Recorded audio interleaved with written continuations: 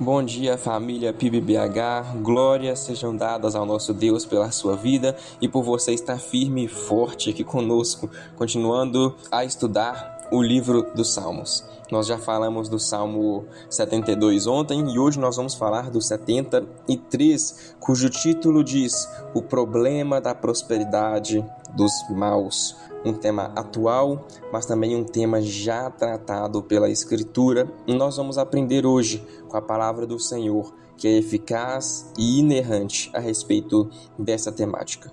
Vamos orar mais uma vez. Senhor Jesus Cristo, obrigado, Pai, pela Tua glória e pela Tua majestade. Obrigado, Pai, pelo Teu domínio e pelo Teu governo sobre as nossas vidas. Nós agradecemos e pedimos ao Senhor que fale conosco, nos guie, nos direcione e nos dê entendimento da Tua palavra. Em nome de Jesus. Amém. E amém. Meus irmãos, o Salmo 73 ele marca o início do terceiro livro dos Salmos. Se você reparar na tua Bíblia, antes do Salmo 73 vem escrito livro 3, do qual trata dos Salmos 7:3 até o 89. Esse salmo ele é um salmo de Asaf. Ele vai apresentar Asaf lutando com uma das maiores tentações espirituais, que é interpretar a vida a partir das aparências, enxergar a vida e as coisas da vida a partir de uma ótica, ou melhor, das lentes humanas. Ele sente inveja dos ímpios, ele inveja o que os maus têm. Ele observa seu aparente sucesso e sente a sua própria piedade, a sua própria bondade e submissão a Deus como inútil. Irmãos, este salmo ele é bem atual. Quantos de nós não vemos os ímpios prosperarem neste mundo e não sentimos até mesmo inveja, um pecado terrível sobre o que eles têm, sobre a forma como eles estão enriquecendo rápido e conseguindo conquistar tudo o que eles almejam? Meus irmãos, assim como Asaf, nós precisamos aprender que essa atitude não condiz com uma vida cristã. Vejam comigo o que vai dizer o Salmo 73 e vamos aprender com ele sobre essa temática. Já no verso 2, ele começa dizendo: quanto a mim, porém, quase me resvalaram os pés. Pouco faltou para que se desviassem os meus passos. Em outras traduções vai dizer que os meus pés quase tropeçaram. Irmãos, quando Asaf ele decide invejar os maus, os ímpios, ele acaba incorrendo num erro terrível. Ele entra em uma crise espiritual, uma crise que só experimenta aquele que observa o mundo sem considerar a iminente volta de Cristo e o juízo final. Ou seja, aquelas pessoas que interpretam e enxergam o mundo somente no aqui e agora, sem levar em conta de que o Senhor Jesus há de vir e há de julgar tanto os bons como os maus a respeito do que está escrito no livro de Eclesiastes. O salmista, irmãos, portanto, ele vai descrever os perversos como pessoas sem dores, pessoas altivas, orgulhosas e violentas.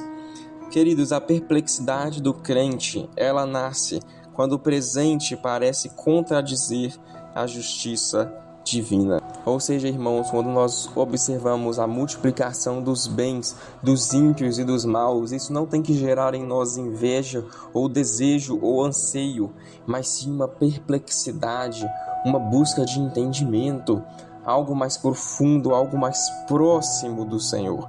A verdadeira virada acontece no versículo 17. Leiam comigo: até que entrei no santuário de Deus e descobri qual seria o fim deles. Vocês percebem a construção deste salmo. Asaf ele começa invejando e desejando aquilo que os maus têm. Depois ele começa a refletir sobre o que é a princípio o mal, o que os maus fazem, como eles agem. E por fim ele chega aos versos 17, onde ele vai descobrir, quando ele entra no santuário, no templo, na casa do Senhor, qual que seria o fim dos maus. O santuário aqui, irmãos, ele representa o lugar da revelação, o lugar da perspectiva eterna, o local onde as escamas dos olhos de Asaf caem, e ao invés dele enxergar o mundo da ótica terrena e humana, ele começa a enxergar o mundo através de uma ótica espiritual. Neste lugar, neste santuário, nesta igreja, Asaf passa a interpretar a realidade pelo fim.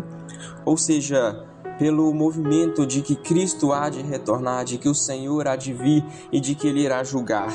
Ele não mais enxerga a realidade através somente do presente.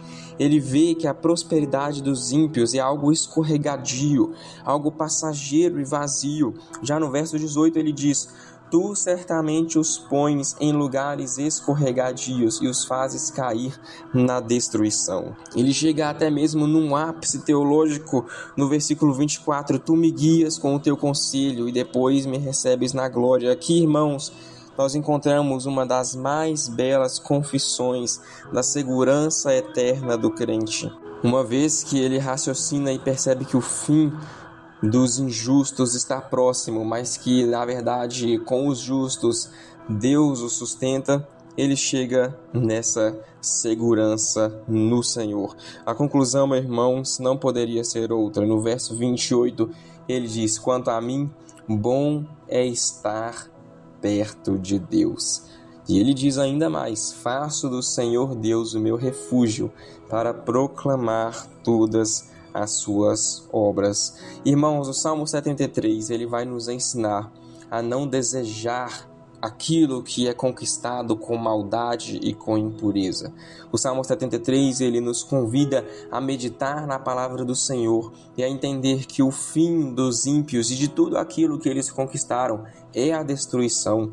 O Salmo 7,3, irmãos, nos convida a entender que tudo aquilo que é conquistado através de injustiça e de corrupção é escorregadio, é passageiro, é vã, é algo que vem e que passa, assim como o vento. Mas, pelo contrário, nós devemos estar perto de Deus. Nós devemos fazer do Senhor o nosso refúgio. Nós devemos proclamar todas as suas boas obras. É isso que Asaf nos ensina no Salmo 73. E é algo que nós devemos colocar em prática hoje nos nossos tempos.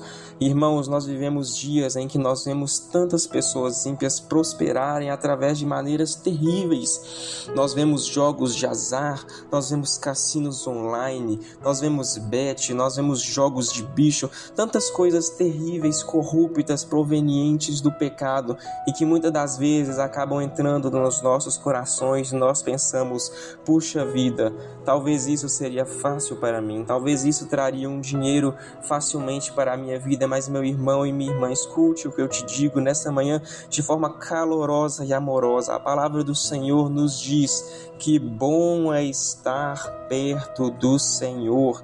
Nós devemos entender, irmãos, que o fim daqueles que prosperam de maneira ilícita e fácil vai ser um fim fácil e rápido.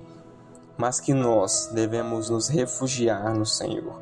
Ele é a nossa fortaleza, Ele é o nosso escudo, Ele é a boa espada, como nós aprendemos no hino Castelo Forte. Meu irmão e minha irmã, nessa manhã, a nossa submissão venha estar rendida aos pés do Senhor. Que nessa manhã o nosso motivo de alegria e de felicidade e de anseio e de prazer venha estar no Senhor e não nas buscas de vãs coisas materiais que esse mundo tem a nos oferecer. Eu espero encontrar você amanhã mais uma vez aqui no canal da PIBBH e que Deus fale ao teu coração e trate contigo durante todo este dia. É a oração que eu faço no nome poderoso de Jesus Cristo. Amém.